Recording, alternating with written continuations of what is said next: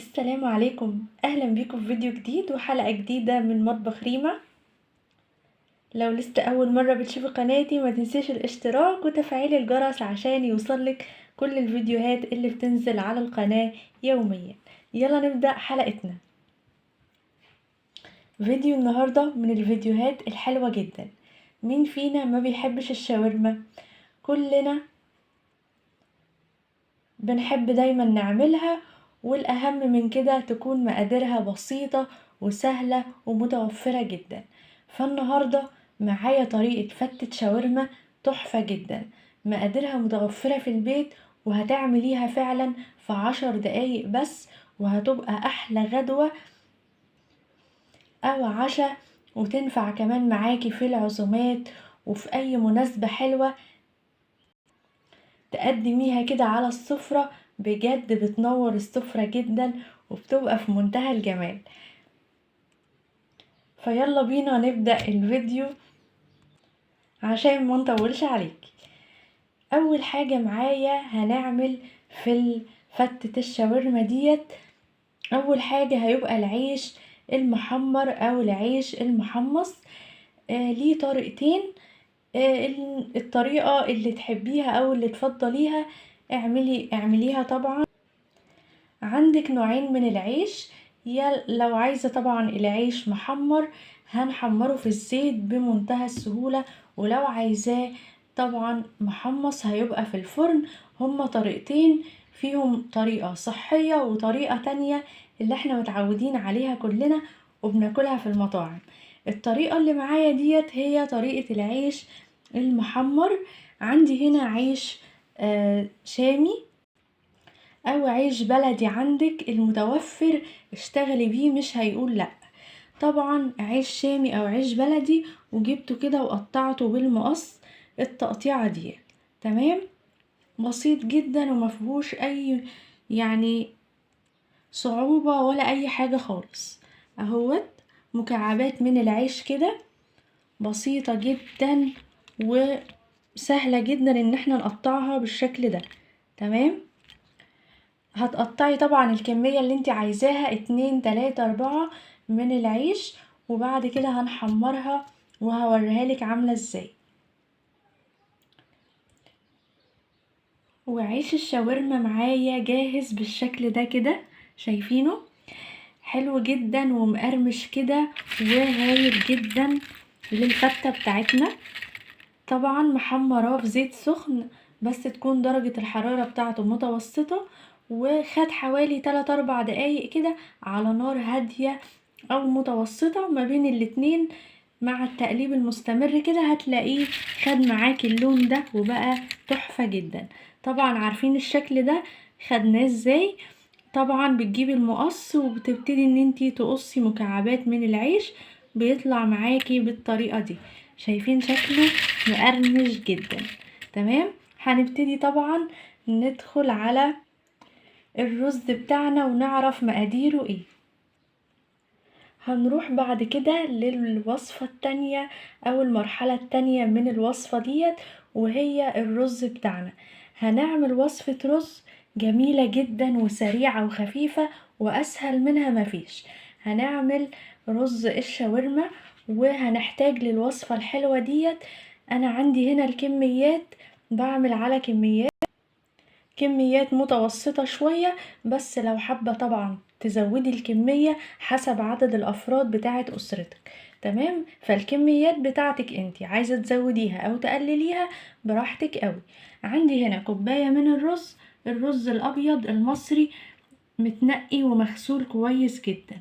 تمام، عندي كمان 4 معالق من الزيت، نص معلقة من الملح، معلقة صغيرة، وكمان عندي الكاري والكركم بتاعنا. تمام كده، برضو هحتاج معلقة كبيرة. دي مقادير بسيطة جدا، وطبعا المية للتسوية. هنشتغل فيه كده على البوتاجاز ونشوفه عامل ازاي، فاستنيني.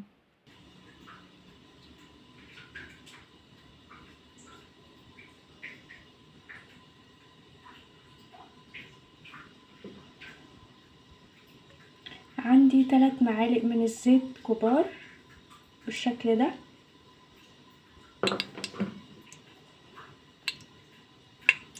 هسيبهم بس يدفوا حاجة بسيطة، وهنزل بعد كده بالبهارات بتاعتي.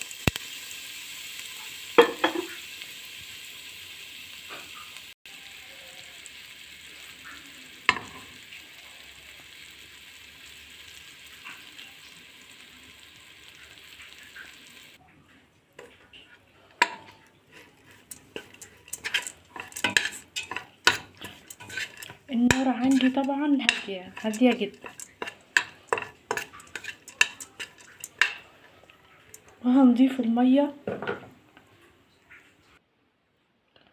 ورجعنا تاني مع بعض، وحطيت الرز بتاعنا على النار يكمل التسوية بتاعته، وهنبقى نشوفه بعد شوية هيبقى شكله عامل ازاي. وهنعمل دلوقتي مع بعض المكون الثالث للوصفة، وهي التومية السوري بتاعتنا او تومية المطاعم. هنعملها طبعا بطريقة ولا اروع. عندي هنا مقادير التومية سهلة جدا، مفيش اسهل من كده، ومقاديرها في منتهى البساطة. عندي هنا 3 معالق، من 3 ل4 معالق نشا، تمام. 4 معالق او 3 معالق نشا كبار، 3 فصوص توم، ربع معلقة ملح، نص 3 معالق لبن، تمام. يجي برضو اقل، يعني ربع الكوباية مش نصها، و3 معالق خل، و3 معالق زيت اكل، او اللي هو عباد او كريستال، اي نوع زيت متوفر عندك. مقاديرها مفيش اسهل من كده، ممكن نسميها تومية ال3 معالق، تمام. هتطلع معاك ان شاء الله رهيبة جدا. اول حاجة عندي كسرول، تمام، بالشكل ده، او لبانة بتاعة اللبن. هننزل طبعا بكمية النشا بتاعتنا، من 3 معالق ل4 معالق نشا كبار من معالق الاكل. بعد كده هنزود عليها المية، هننزل بعد كده بكوباية مية. من كوبايات العصير كوباية واحدة بس، وهنستمر كده في التقليب دقيقة واحدة لحد ما تتأكدي ان الخليط جاف تماما وما فيهوش اي تكتلات معاكي نهائي. دي خطوة مهمة جدا.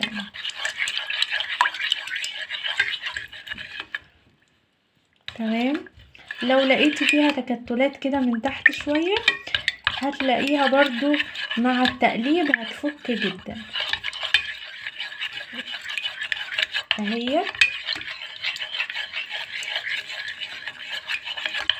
هنرفع بقى الكلام الحلو ده على النار لمدة دقيقتين لحد ما يربط كده ويبقى قوامه زي المهلبية بالظبط.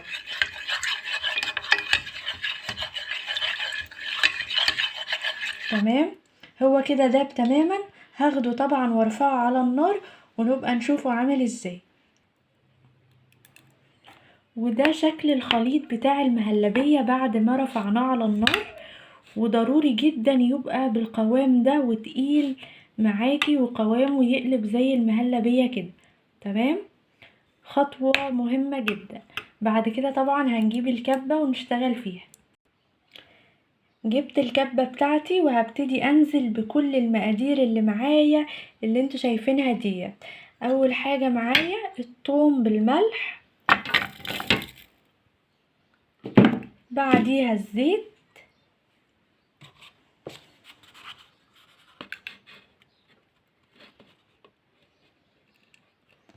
معاها كمان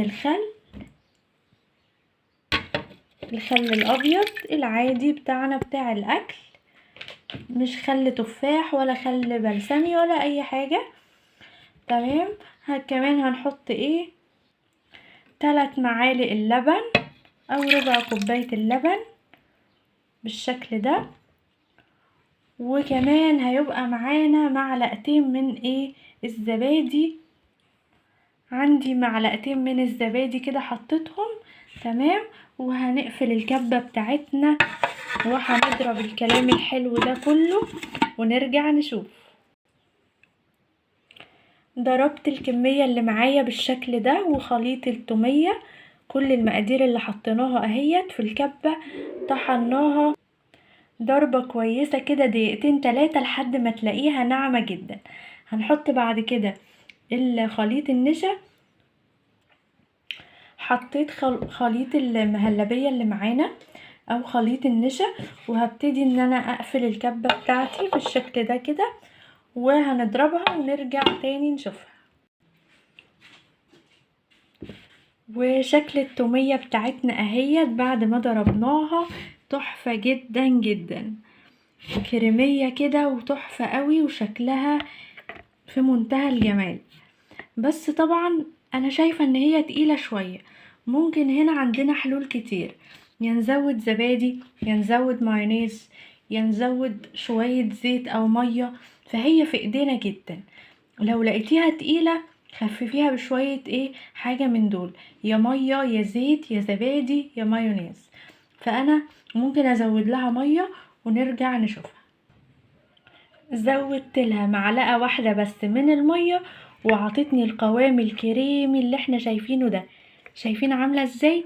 زي القشطة بالظبط اهيت، تحفة جدا.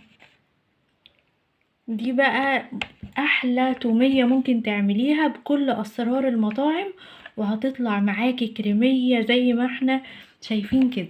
تمام. هنعمل طبعا الشاورما بتاعتنا، وكان المفروض نعملها في الاول بس احنا ابتدينا بالعيش، والخطوات بتاعتنا ماشية تمام جدا. هنعمل طبعا الشاورما وهنقدمها ونشوفها عاملة ازاي. ما تنسيش اللايك الحلو والشير، وكمان فعلي زر الجرس عشان يوصلك كل الفيديوهات الحلوة. وهنبتدي نعمل مع بعض الشاورما بتاعتنا. اول مرة طبعا هتلاحظي ان الشاورما ممكن تتعمل بصدور الفراخ المسلوقة، يعني لو عندك بواقي من الصدور الفراخ، صدرين من الفراخ او صدر واحد، هتفتتيه كده وتخليه قطع صغيرة بالشكل ده كده. تمام. وهتبقى معانا رهيبة جدا وفي منتهى الجمال. يعني مش شرط اساسي ان هو يبقى صدور فراخ اللي هي بتبقى نية ونبتدي ان احنا نقطعها مكعبات وكده، لا مش حاجة اساسية، وبجد ان شاء الله هتلاقيها طعمها مختلف واجمل كمان من المكعبات ديت. طبعا عشان نعمل وصفة الشاورما الحلوة محتاجين هنا الكميات بتاعتك انتي، صدرين من الفراخ مسلوقين، وطبعا تقطيعة التفتيت بتاعتك انتي، لو عايزاها كبيرة او صغيرة براحتك قوي. عندي شرايح من الطماطم وشرايح من الفلفل، او مكعبات طماطم وشرايح من الفلفل براحتك جدا. عندي طبعا ملح وفلفل اسمر والزيت بتاعنا. كل اللي هنعمله، طريقة الوصفة دي مختلفة جدا عن اي وصفة تانية. هنجيب حلة كده عندنا، تمام، حلة كبيرة او صغيرة براحتك جدا. تمام. وهننزل بكل المكونات بتاعتنا اللي معانا، الفلفل والطماطم، شرايح الفراخ بتاعتنا كمان بالشكل ده كده. عندي 4 معالق من الزيت، وكمان عندي الملح والفلفل الاسمر، نص معلقة من الملح، وكمان نص معلقة من الفلفل الاسمر بالشكل ده كده، تحفة جدا.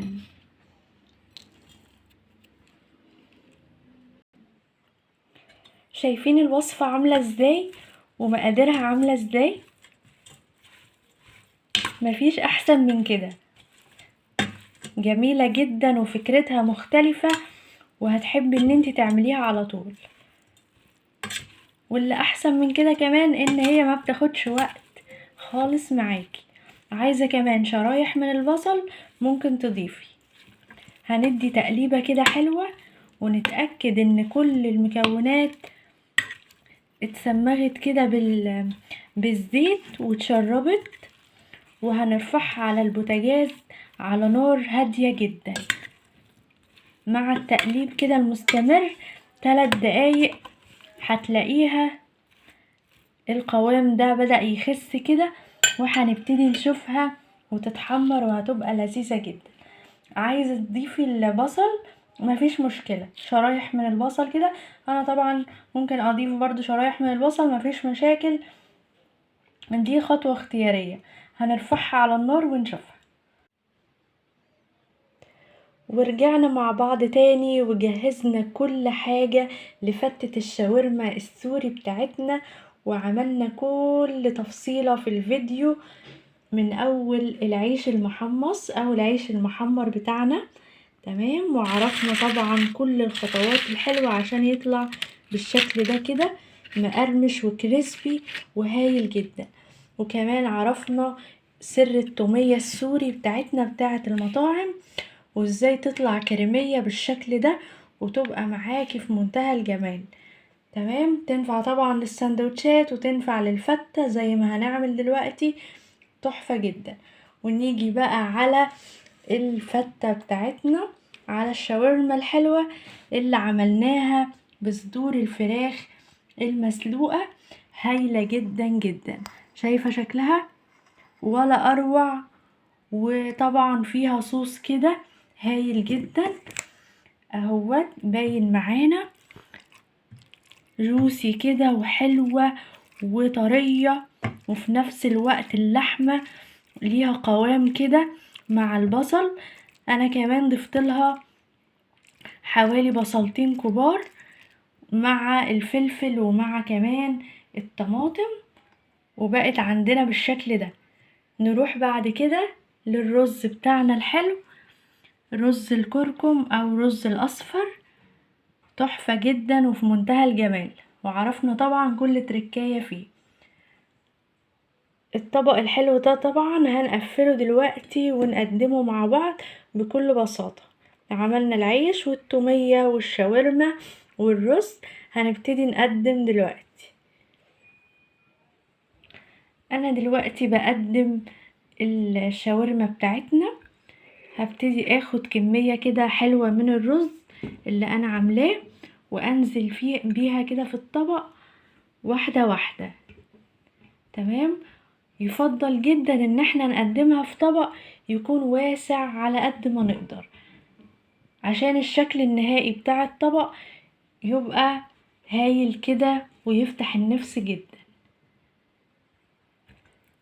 تمام، نحاول نعمل زي تقسيمات كده في الطبق، وننزل حجم الطبق كده من فوق شوية، عشان لسه هيبقى فيه الاضافات اللحمة والصوص وكده. تمام، نسويها بس كده، وبعد كده هنحط عليه الشاورما. هناخد كده كبشة او معلقة كبيرة من الشاورما وننزل بيها كده في الطبق. تمام، سهلة جدا وتحفة وتفتح النفس كده. طبعا هنظبط احنا الشكل ده، بس احنا دلوقتي بنقدم. تمام، قدمت الشاورما على الرز بالشكل ده، تحفة جدا.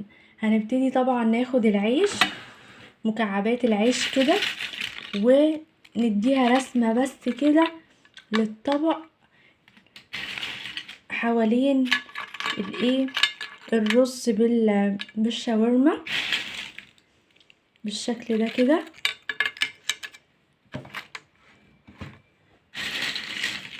تزيين بس حوالين الطبق يديها الشكل الحلو اللي احنا عارفينه اهوت كده. من احلى واسهل الوجبات اللي احنا طبعا كل ما نطلع مطعم او نروح مطعم نطلبها، وهي كمان مش مكلفة.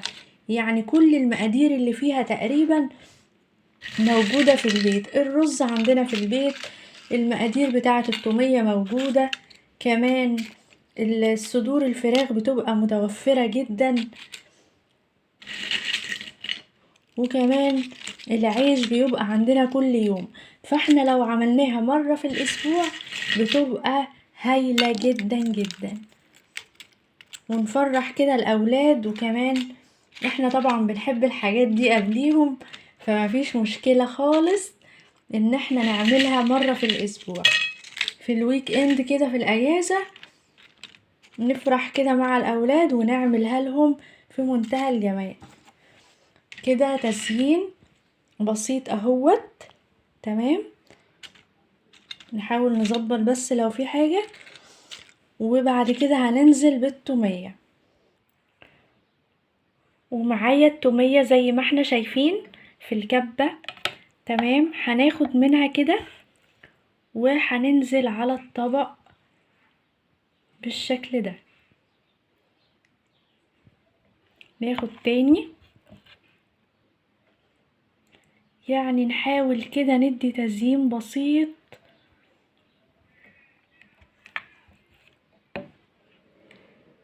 او ممكن تنزلي بالمعلقة كده، مش شرط طبعا الايه، هي اي شكل، اي مثلا شكل حباه، المهم تكون طبعا متغرقة بالصوص كده من فوق. براحتك جدا، تزوديها او تقلليها براحتك. تمام،